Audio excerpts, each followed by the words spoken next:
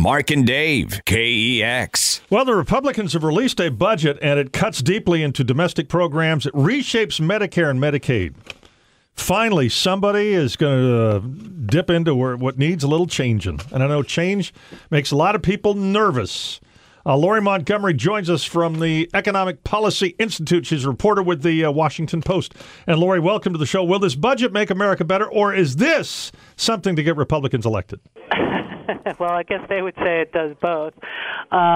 It does significantly, or would significantly reduce deficits over the next decade, and it would bring the debt back down to a sort of historic norm over the next 30 years.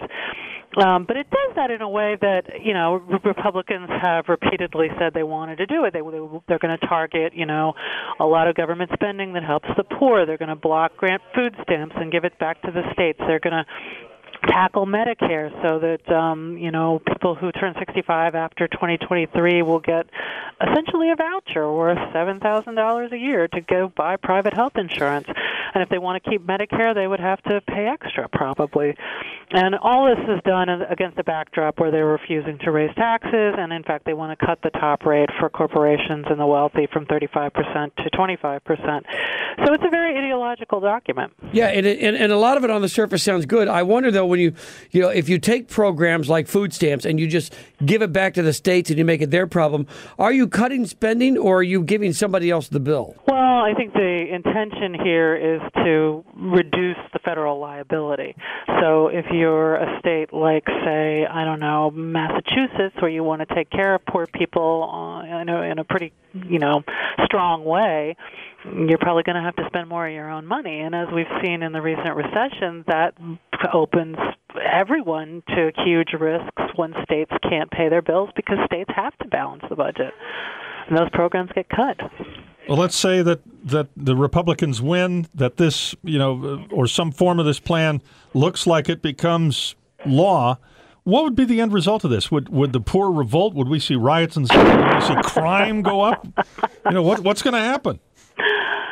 I think that's awfully hard to predict. I mean, I think those on the left would say that, a lot of the government programs that we as a society have come to rely on would be cut to dangerous levels, like, food safety. I mean, sort of basic things. It goes beyond, food stamps or Medicaid or other programs like that for the poor.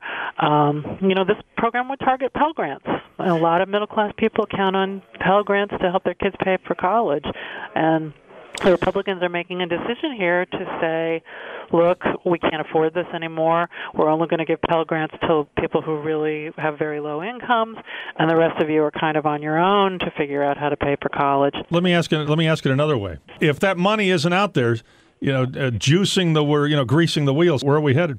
Well, I think the Republicans would argue that the plan, the coming expiration of the Bush tax cuts would send us back into recession. That's set to happen in January, and Democrats are hinting that they might let that happen if they don't get a broader budget deal with the Republicans. And, there's probably a stronger argument to be made that would be much more likely to send us back into recession. So it's pretty difficult to... this thing is so far from becoming reality, and it will not become reality, at least this year, that it's hard to sort of game all that out. It is interesting to see how it might play out, but the tax cuts are always, everyone loves to hear tax cuts, but this is two simple rates, 10 and 25%. And I would assume that benefits really higher income earners because most low income earners are at 10 or 15% anyway. Well, yeah, I mean, it raises a lot of questions. I mean, for the people who are at 15% now, would they go down to 10 or would they pop up to 25? We really don't know because that kind of detail is not in here. It does seem to be sort of categorically a pretty significant tax cut for wealthy folks, particularly if they keep the low rates for capital gains and investment income, which they say they would. But, for the upper middle class, the middle class and upper middle class, this tax overhaul would get rid of a lot of tax breaks, like, they would have to think about getting rid of the home mortgage interest deduction and, retirement breaks for retirement savings. I mean, there are a lot of very large tax breaks that they're talking about reducing or eliminating in order to get those rates down. The Republicans finally come out with a plan. Why did it take so long? Well, this is actually the same plan they put out last year, pretty much, with a few tweaks. They introduced this exact same budget largely last March. So we've seen this before. They're saying that this is the latest installment in their effort to keep the government running, and that it reflects the views of their presidential candidates, who they say will campaign on this. Whoever's chosen will campaign on this. So I guess, in the coming months, we'll have this debate that you guys are asking about directly between Mitt Romney or Rick Santorum and President Obama about what this budget would mean. All right, Lori Montgomery, economic policy reporter with the Washington Post. I like it.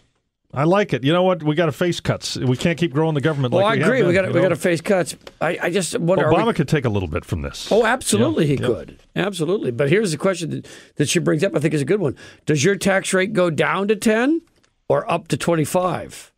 The screw one's in the details.